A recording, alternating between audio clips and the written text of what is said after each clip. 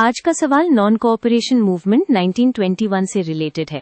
पहले हमें आइडेंटिफाई करना है कौन कौन से सोशल ग्रुप्स इस मूवमेंट में शामिल हुए और फिर उनमें से 3 ग्रुप्स के होप्स और स्ट्रगल्स एक्सप्लेन करके दिखाना है कि उन्होंने ज्वाइन क्यों किया। चलिए पहले लिस्ट पार्ट क्लियर कर लेते हैं। सवाल के अकॉर्डिंग मूवमेंट में जो की ग्रुप्स डिस्कस होते हैं वो यही 3 ब्रॉड कैटेगरीज हैं। इनको लिस्ट करना हमें आंसर का स्ट्रक्चर सेट कर देता है। अब middle class participation in cities से स्टार्ट करते हैं।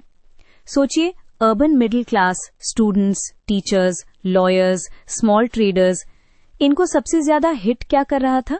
ब्रिटिश रूल का पॉलिटिकल कंट्रोल और इंडियन डिग्निटी का इशू। इनकी होप थी कि बॉयकॉट और प्रोटेस्ट से पॉलिटिकल प्रेशर बनेगा और स्वराज की डायरेक्शन में चेंज आएगा। स्ट्रगल ये था कि बॉयकॉट प्रैक्टिकल लाइफ को अफेक्ट करता था। स्कूल्स, कॉलेजेस छोड़ना, गवर्नमेंट जॉब्स और टाइटल्स से डिस्टेंस बनाना और बिजनेस में इंपोर्टेड गुड्स छोड़कर लोकल ऑल्टरनेटिव्स अडॉप्ट करना, ये सब इजी डिसीजंस नहीं थे। Next, pageants and tribals. इनके लिए मूवमेंट का मीनिंग थोड़ा डिफरेंट था।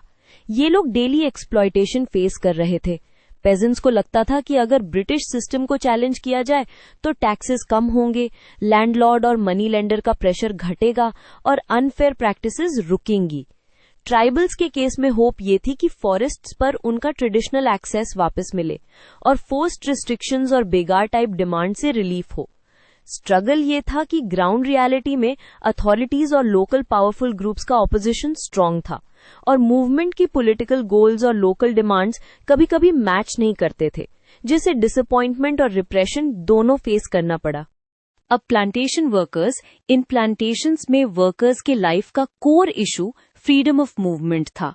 वो अपनी मर्जी से घर नहीं जा सकते थे और वर्किंग कंडीशंस भी टफ होते थे। उनकी होप थी कि नॉन कोऑपरेशन मूवमेंट से ब्रिटिश अथॉरिटी वीक होगी और उनको बेटर राइट्स मिलेंगे, स्पेशली अपने विलेज जाने और अपनी लाइफ पर कंट्रोल का। स्ट्रगल ये था कि प्लांटेशंस आइसोलेटेड होती थी, इंफॉर्मेशन और लीडरशिप का एक्सेस लिमिटेड था और मैनेजर्स का कंट्रोल डायरेक्ट और स्ट्रिक्ट होता था। इस वजह से पार्टिसिपेट करना रिस्की भी था और कोऑर्डिनेट करना भी मुश्किल। अब इसको एक लाइन में कनेक्ट करते हैं। हर ग्रुप ने मूवमेंट ज्वाइन किया क्योंकि उनको ब्रिटिश रूल से कोई ना कोई डायरेक्ट प्रॉब्लम फील हो रही थी। बस डिफरेंस इतना था कि अर्बन मिडिल क्लास का फोकस पॉलिटिकल डिग्निटी और इंस्टीट्यूशंस पर था, पेजेंट्स और ट्राइबल्स का फोकस एवरीडे इकोनॉमिक और सोशल ऑपरेशन पर, और प्लांटेशन वर्कर्स का focus basic freedom of working life पर। इसी कॉमन डिससैटिस्फैक्शन ने इनको एक मूवमेंट के अंडर ला दिया।